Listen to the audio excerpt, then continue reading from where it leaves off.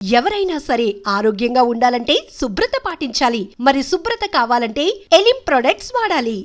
Welcome to healthy conversations with IT media. నేను మీ Jhansi. So ఈరోజు మనం ఆంజనేయ రాజు గారితో ఉన్నాము, ట్రెడిషనల్ హీరర్ ఇంకా హెర్బలిస్ట్. సో ఈరోజు చాలామందికి చిన్న ఏజ్లోనే పైల్స్ ప్రాబ్లం అనేది ఉంటుంది. అసలు పైల్స్ అనేవి ఎందుకు వస్తాయి? ఏమైనా జెనెటికల్గా వచ్చే అవకాశం ఉంటుందా? పైల్స్ అంటాం, ఫిస్టులు అంటాం, చాలా రకాలు ఉన్నాయి కదా.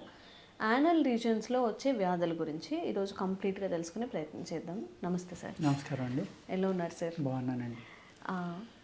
సో చాలామందికి అంటే వన్ ఆఫ్ మై ఫ్రెండ్ చాలా చిన్నప్పుడే సమ్ మోషన్కి వెళ్తున్నప్పుడు బ్లడ్ రావడం ఇలా జరిగేదంట. బట్ తనకి అది పైల్స్ అని తెలీదు, ఏం తెలియదు. అంటే తను చిన్నప్పటి నుంచి ఉండే వరకు కన్నా కాస్త ఎక్కువగా ఉండేది.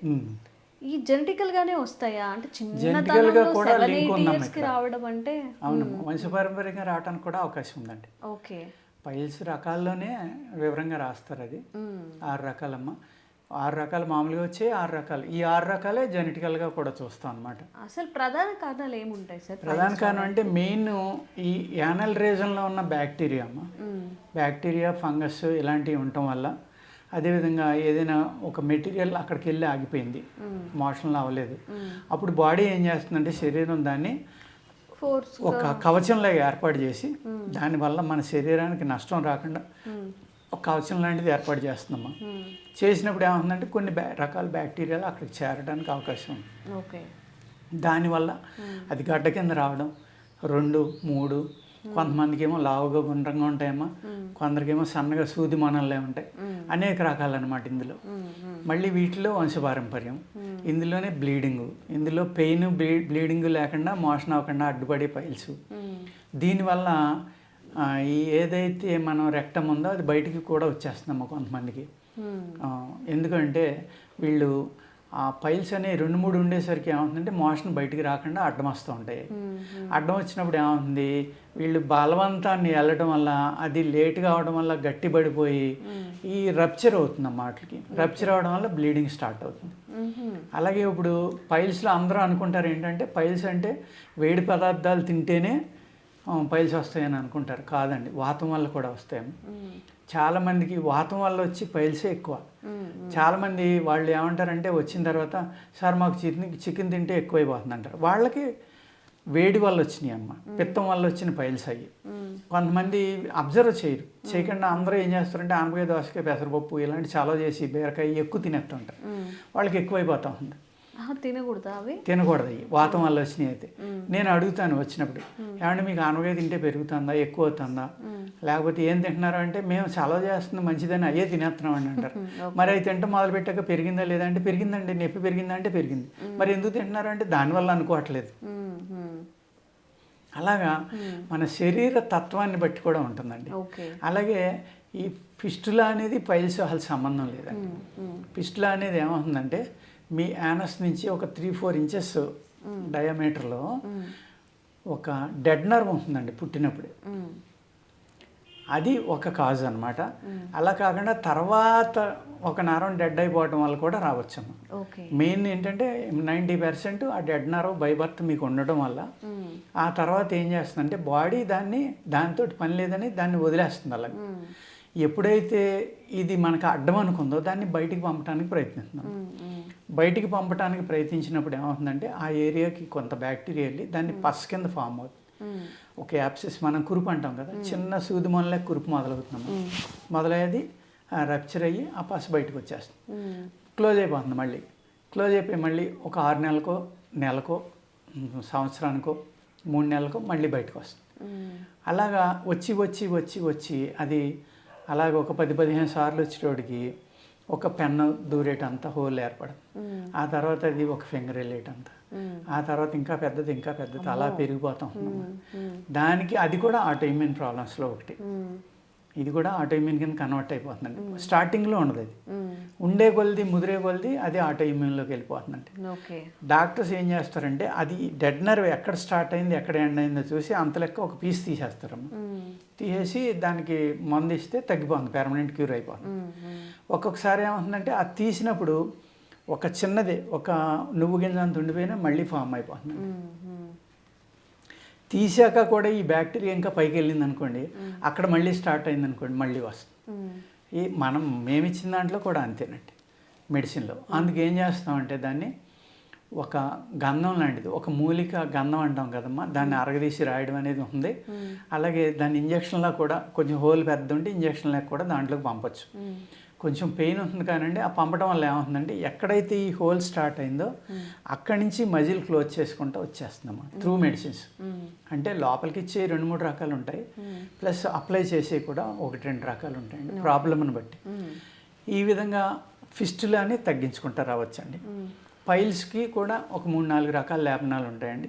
లోపలికి ఇచ్చి కూడా ఈ గుణాన్ని బట్టి మందు ఇవ్వాలి. గుణాన్ని బట్టి 2-3 రకాల మందులు ఇస్తాం అనమాట. ఒక రకం ఇచ్చినా 2 రకాలు ఇచ్చినా, ఒక ట్యాబ్లెట్ 10 days ఇస్తామండి, ఒక క్యాప్సిల్స్ ఏమో ఒక 14 days, 24 days అది కోర్స్ అండి. ఓకే. ఈ 24 daysలోనే 90% తగ్గిపోయిన వాళ్ళు, అంటే మాకు పూర్తిగా ఉపశమనం వచ్చిందండి, మాకు ఏ ఇబ్బంది లేదండి అని కొంతమంది చెప్తారు, మందు మానేసి. కొంతమంది ఏమో ఇంకో డోసు వాడేద్దామండి మంచిదని ఇంకో డోసు తీసుకునే వాళ్ళు ఉంటారండి. ఇలాగ ఏంటంటే అక్కడ పథ్యం అనేది మనం ఏది తినకూడదు అనేది వాళ్ళ శరీర తత్వాన్ని బట్టి నిర్ణయించుకోవాలండి. సపోజ్ వాళ్ళకి మటన్ తిన్నా, చికెన్ తిన్నా, లేకపోతే స్పైసెస్ తిన్నా, కారం తిన్నా వస్తుంది అనుకోండి, వాళ్ళకు వచ్చింది వేడి చేయటం వల్ల వచ్చిన పైల్స్. వాళ్ళు ఆనవకాయ, దోసకాయ, పెసరపప్పు, బీరకాయ, ఇలాగా బూడిద గుమ్మడికాయ, ఇలా చలవ చేసి పదార్థాలు ఇవి తీసుకోవాలి. అదే వీళ్ళు ఇలాంటివి తింటే ఎక్కువైపోతుంది అన్నారు అనుకోండి, వాళ్ళు వేడి చేసి పదార్థాలు ఎక్కువ తీసుకోవాలి. ఈ చలవ చేసి పూర్తిగా అవాయిడ్ చేయాలండి తగ్గే వరకు. తర్వాత మళ్ళీ తీసుకోవచ్చు, ఇబ్బంది ఏం లేదండి. అందుకు తగ్గే వరకు ఈ జాగ్రత్తలు తీసుకోవాలి. అలాగే కొంచెం కాల్షియం ఫుడ్స్ తగ్గించుకోవాలి. మెయిన్ ప్రాబ్లం ఏంటంటేనమ్మా ఇక్కడ ఈ పైల్స్ ఉన్న వాళ్ళకి ఇండైజెషన్ ఉంది, గ్యాస్ట్రిక్ ప్రాబ్లము, లేకపోతే మోషన్ ఫ్రీగా లేకపోవటం, అంటే మలబద్ధకం అనేది ఎక్కువ ఉంటుందండి ఈ కేసెస్లో. అదేవిధంగా గ్యాస్ ప్రాబ్లం కూడా చాలా ఎక్కువ ఉంది. ఈ 2 వల్ల కూడా పైల్స్ ఏర్పడతాయి. అందుకు ఈ పైల్స్ సార్ ఇప్పుడు మలబద్ధకం అనుకుంటున్నాం మనం, దానికి సొల్యూషన్ ఏంటి? దానికి ఈ లూబ్రికేషన్ కోసం అనేక రకాలైన మందులు ఉన్నాయి కదండి మోషన్ ఫ్రీ కావడానికి. మన పూర్వకాలం అంటే ఆముదం తాగేవాళ్ళు అండి, లేకపోతే సున్నాముఖి ఆకు అనేవారు, అది చేసుకునేవారు. అలాగే రేల చెట్టు, ఇలాగ అనేక రకాలు మోషన్ అవడానికి ఉపయోగపడి మందులు ఉండేవమ్మ. ఆ మందులు వాడుకునేవారు, హ్యాపీగా అయిపోయేది. ఆ సున్నాముఖి ఆకు అనేది ప్రతి పల్లెటూరులోనే అలవాటు.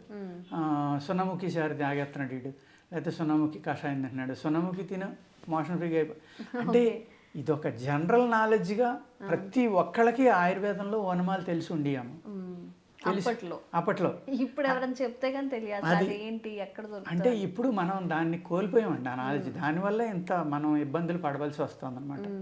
వాళ్ళు సింపుల్గా చెప్పేసేవారు, మలబద్ధకం ఉందంటే వారానికి ఒక రోజు ఆమె తాగొచ్చు కదరా, నెలకోసారి, ఒక వారం 10 రోజులు సున్నముఖి ఆకు తీసుకో, లేకపోతే ఏ ఆసనాలు వేయి, వ్యాయామం చెయ్యి, రన్నింగ్ చెయ్యి, చేస్తే అయిపోతుంది ఫ్రీగా, నీళ్ళు ఎక్కువ తాగు, ఇలా చెప్పేసేవారు అంతే సింపుల్గా. అలాగా దాన్ని కాపాడుకునేవారు కాబట్టి అమ్మ బ్రహ్మాండంగా పనిచేసేది. అదేవిధంగా కంద, దురద కంద అంటాం మనం. తీపి కంద అని ఇంతంత దుంపలు దొరుకుతాయి, అది కాదండి, అది దురద ఉంటుంది, అది కూడా పనిచేస్తుంది. కానీ దురద కంద అని ఉంటుంది, అడవి కంద అని ఉంటుందమ్మా, అది ఇంకా భయంకరమైన దురద. అది అసలు మనం పట్టుకుంటేనే చేతులన్నీ మండిపోతాయి, దురద వచ్చేస్తుంది.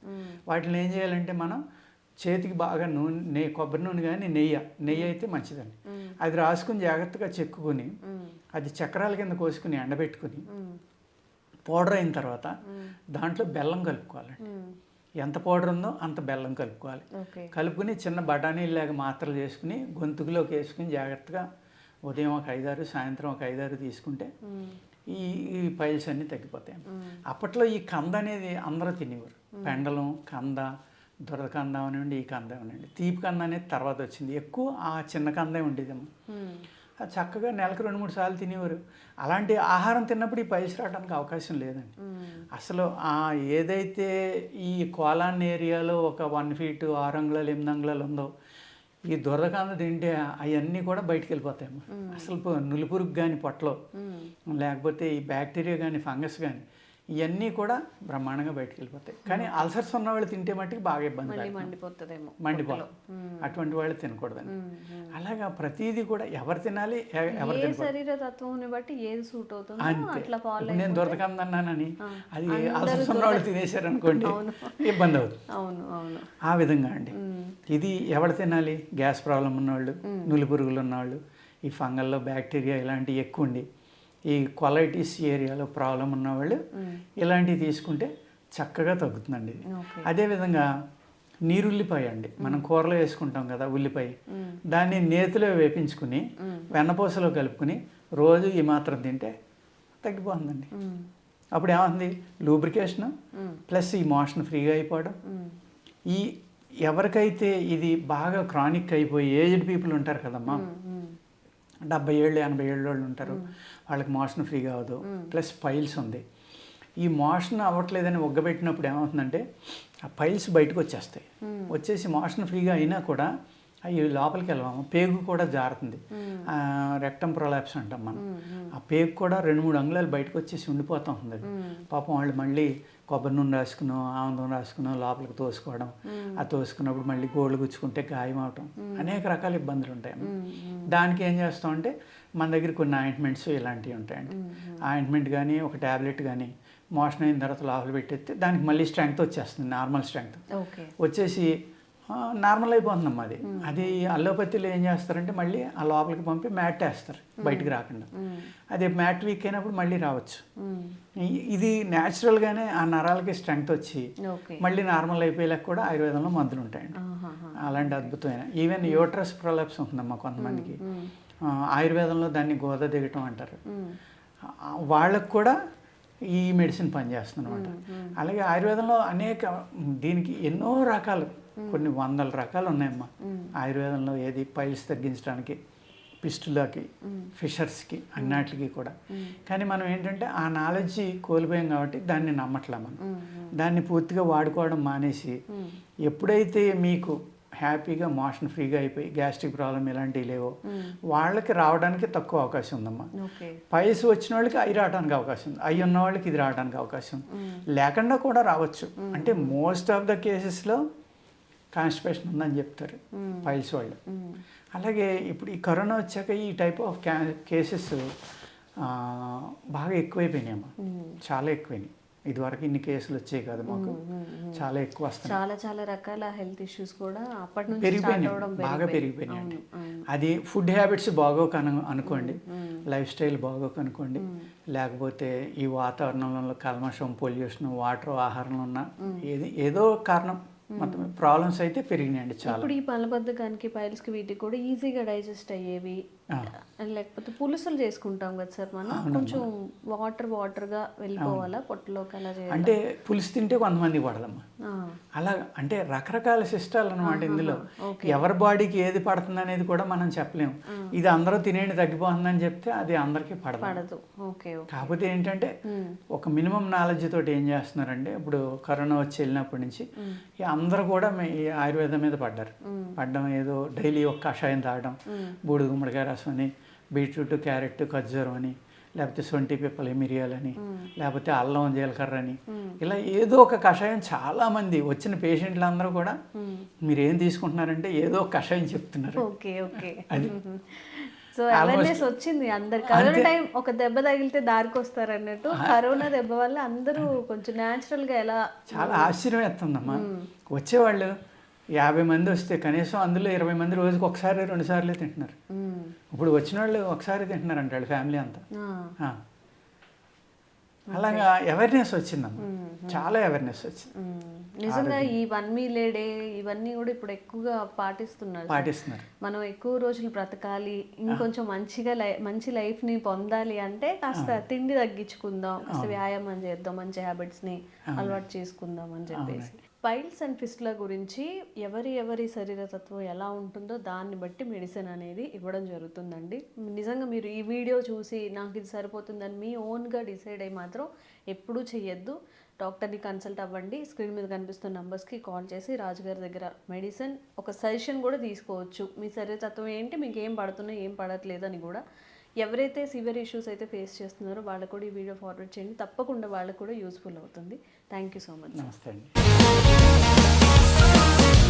Sir, one life lesson what medicine has taught you. Whatever you can do without expecting. But I really believe మన పాజిటివ్ యాటిట్యూడ్ ఉంటేనే మనం ఏదైనా సాధించగలం. గట్ని మనం కరెక్ట్గా డీల్ చేసినట్లయితే అది మనకి పాజిటివ్ హార్మోన్స్ని రిలీజ్ చేస్తుంది. షుగర్ వచ్చిన వాళ్ళ పరిస్థితి ఏంటి? పొట్ట దగ్గర పెరిగితే దాన్ని ఆండ్రాయిడ్ అంటారు, ఆండ్రాయిడ్ ఫోన్ కదా. అసలు థాట్స్ ఎందుకు వస్తాయి? బ్రెయిన్ డెడ్ అంటే దానికి ప్రపంచం అంతా కూడా కొన్ని నిర్దిష్టమైనటువంటి లక్షణాలు ఉంటాయి. మానసికంగా ధైర్యంగా ఉంటే క్యాన్సర్ జయించవచ్చు. You are a doctor for a cause sir, అంతే. వాళ్ళకి వచ్చిన ఆదాయం కాకుండా ఫ్రీ సర్వీస్ ఎంతమందికో చేస్తుంది.